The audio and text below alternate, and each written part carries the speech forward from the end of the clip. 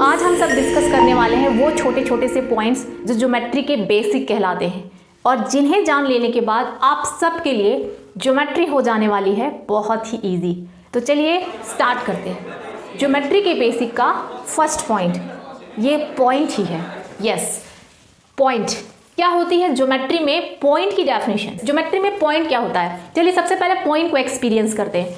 आप एक पेपर लो और एक पेंसिल लो, इस पेंसिल से इस पेपर में प्रेस कर लो, थोड़ा सा प्रेस करिए, उसके बाद आपको क्या नजर आता है? आपको नजर आता है पॉइंट। यही है ज्योमेट्री का पॉइंट। पॉइंट ज्योमेट्री में बहुत इंपॉर्टेंट है। पॉइंट स्पेस में एग्जैक्ट लोकेशन है। Point is exact location in space. ये एक ऐसी यूनिट है जिसकी ना लेंथ होती है, ना ब्रेथ होती है, ना हाइट होती है, ना ही कोई एक्सटेंशन हो सकता है। हम कह सकते हैं an element in geometry has no length, no breadth, no height, no extension but a definite position is called a point. बात करते हैं ज्योमेट्री के सेकेंड पॉइंट की, लाइन। हम लोग जब क्वेश्चन सॉल्व करते हैं तो हम लोग अक्सर बोलते हैं ना लाइन, बट एक्चुअली लाइन, रे और लाइन सेगमेंट, यहाँ तीन नाम है। चलिए इन्हें क्लियर करते हैं। सबसे पहले लाइन। ये लाइन क्या होती है? Line is collection of points. Line बहुत सारे पॉइंट्स का कलेक्शन होता है। It is a straight path which has no end point. जब भी हम लोग लाइन को शो करेंगे इस तरह से एरो बनाएंगे, क्योंकि लाइन में कोई भी एंड पॉइंट नहीं होता है, दोनों साइड से वो एक्सटेंड की जा सकती है। So line can be extended from both the direction, दोनों साइड से उसे। तो अपन जब भी लाइन को बनाएंगे अपन इस तरह से दोनों एरो बनाएंगे, क्योंकि कहाँ से स्टार्ट हो रही है कहाँ पे खत्म हो रही है ये लाइन में मेंशन नहीं होता है, इसलिए हम लोग लाइन को ऐसे दोनों साइड से उसे दोनों साइड से एक्सटेंड किया जा सकता है। इसके बाद आते हैं रे में। रे क्या होता है? Ray has one and points. रे start from one point and can be extended in one direction. एक एंड पॉइंट से स्टार्ट होती है, नहीं जब भी हम लोग रे बनाएंगे तो ओ ए, ओ एक्स इस तरह से नाम देंगे उसको। तो अगर ओ से स्टार्ट हो रही है मतलब अब इस डायरेक्शन में आप उसको पीछे नहीं ले जा सकते, लेकिन इस डायरेक्शन में आप कितना भी इसे बड़ा बना सकते हैं। सो फ्रॉम वन साइड रे कैन बी एक्सटेंडेड एंड रे स्टार्ट फ्रॉम वन पॉइंट। बात करते हैं लाइन सेगमेंट की। ये लाइन सेगमेंट क्या होता है? सपोज मैंने एक लाइन ली है, इस लाइन का हम कुछ पार्ट ले लें। Line segment is part of line which has two end point. यानी हम किसी लाइन का एक ऐसा पार्ट ले लें जो एक पॉइंट से स्टार्ट होता है और एक पे खत्म हो जाता है। या फिर हम इसे भी ऐसा भी कह सकते हैं, line segment is a part of line which has two end points. यानी कि स्टार्टिंग पॉइंट और एंड पॉइंट अगर हमें मालूम है तो that is not a line but a line segment. तो ये है line segment which has two end point, ray which has one end point and line which has no end point. तो ये लाइन के ही तीन टाइप्स हैं। और अब बात करते हैं एंगल की। हम लोग ज्योमेट्री में न जाने कितने बार एंगल बनाते हैं, एंगल का यूज करते हैं, एंगल कंस्ट्रक्ट करते हैं, बट अब ये एंगल होता क्या है? An angle is formed when two rays share an end point. ये एक रे है, ray has one end point and this there is another ray, it also has one end point. अगर ये दोनों रेज एक एंड पॉइंट को share कर लें, यानी कि एक पॉइंट उनमें कॉमन हो जाए, तो क्या फॉर्म होता है? एक एंगल फॉर्म होता है।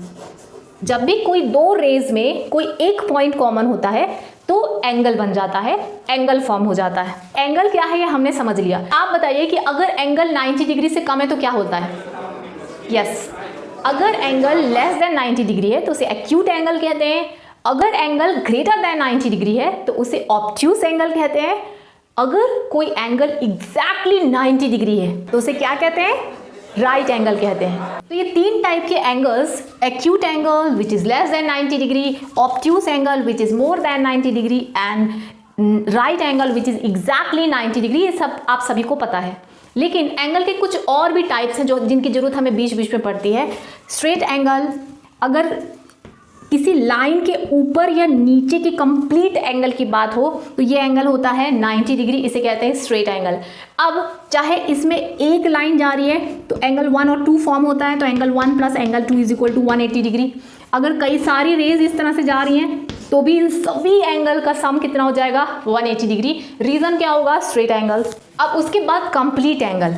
अगर ये कोई इस तरह की रे है, ये चारों तरफ के एंगल का सम की अगर आपको ज़रूरत है तो इस एंगल को कहते हैं कंप्लीट एंगल। आप इस तरह की कई सारी रेज जो हैं एक एंड पॉइंट शेयर कर रही होंगी, और ये कंप्लीट एंगल का सम, ये पूरे एंगल का सम अगर आपसे कोई पूछे तो आप क्या बोलोगे? The sum of all angle around a point is always 360 degree. अब एंगल्स की कैटेगरी में एक और कैंडिडेट है, एक और नाम है जिसको कहते हैं रिफ्लेक्स एंगल। रिफ्लेक्स एंगल मतलब अगर मैं डायग्राम में आपको बोलूं कि ये कोई एंगल है, ठीक है, अब इस एंगल के बाहर भी एक एंगल है, exterior part of this angle, यानी कि हम लोग इस पार्ट की बात कर रहे हैं, this part of angle. Reflex angle is an angle which is more than 180 but less than 360। तो किसी भी एंगल का रिफ्लेक्स निकालते कैसे हैं? मान लीजिए कि ये एंगल है x और आपको उसका रिफ्लेक्स निकालना है, तो आप क्या करोगे? रिफ्लेक्स निकालने के लिए क्या करोगे? 360 में से इस x को माइनस कर दोगे। किसी भी एंगल का रिफ्लेक्स एंगल फाइंड करने के लिए 360 से उसे माइनस करना होता है। चलिए अब बात करते हैं एंगल सम प्रॉपर्टी की। अब ये एंगल सम प्रॉपर्टी होती क्या है? किसी भी पॉलीगन में, चाहे वो ट्राइंगल हो चाहे क्वाड्रिलेटरल हो, इंटीरियर एंगल के सम का एक फॉर्मूला है। अगर आप ट्राइंगल और क्वाड्रिलेटरल का याद कर रख लेते हैं तो अभी के लिए, फिलहाल के लिए आपके लिए सफिशिएंट है। Angle sum property of triangle कहता है कि किसी भी ट्राइंगल में तीनों इंटीरियर एंगल का सम कितना होता है? 180 डिग्री होता है, ठीक है। Sum of interior angle is 180 degree. और अगर आपसे कोई पूछे कि सम ऑफ एक्सटीरियर एंगल क्या है तो आप कह देना 360। ट्राइंगल के एक्सटीरियर एंगल का सम भी 360 डिग्री, क्वाड्रिलेटरल के एक्सटीरियर एंगल का सम भी 360, और पेंटागन, हेक्सागन, हेप्टागन, कोई भी तरह का पॉलीगन हो उसके एक्सटीरियर एंगल का सम हमेशा 360 ही होता है। बहुत ही सरप्राइजिंगली बहुत इंटरेस्टिंग फैक्ट है, ठीक है।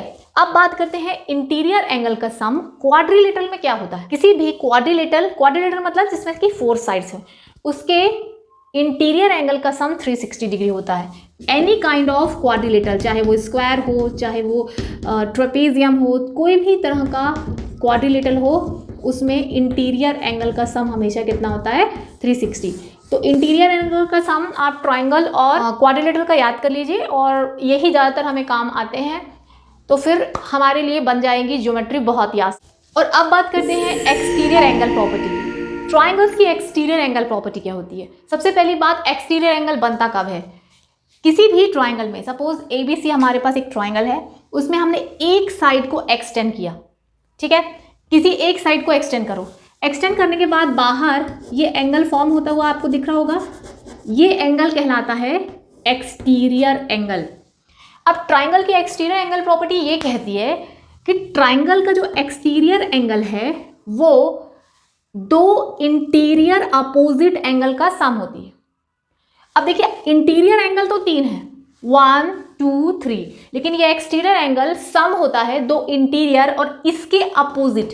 अगर ऑफिशियल डेफिनेशन की बात की जाए तो exterior angle of a triangle is sum of 2 interior opposite angles. यानी कि अगर ट्राइंगल का ये एंगल 1 है, ये एंगल 2 है, और इस एक्सटीरियर एंगल को हम लोग दे दे एंगल 3 नाम, तो हम कह सकते हैं angle 3 is equals to angle 1 plus angle 2। This property is called exterior angle property. ये बहुत ही यूजफुल प्रॉपर्टी है, किसी भी क्वेश्चन के बीच में आ सकती है, कहीं पे भी हमें इसे यूज़ करना पड़ सकता है। तो ये हैं कुछ बेसिक पॉइंट्स जो अगर आपको ज्योमेट्री के बारे में पता है तो आपके लिए ज्योमेट्री बहुत ईजी हो जाने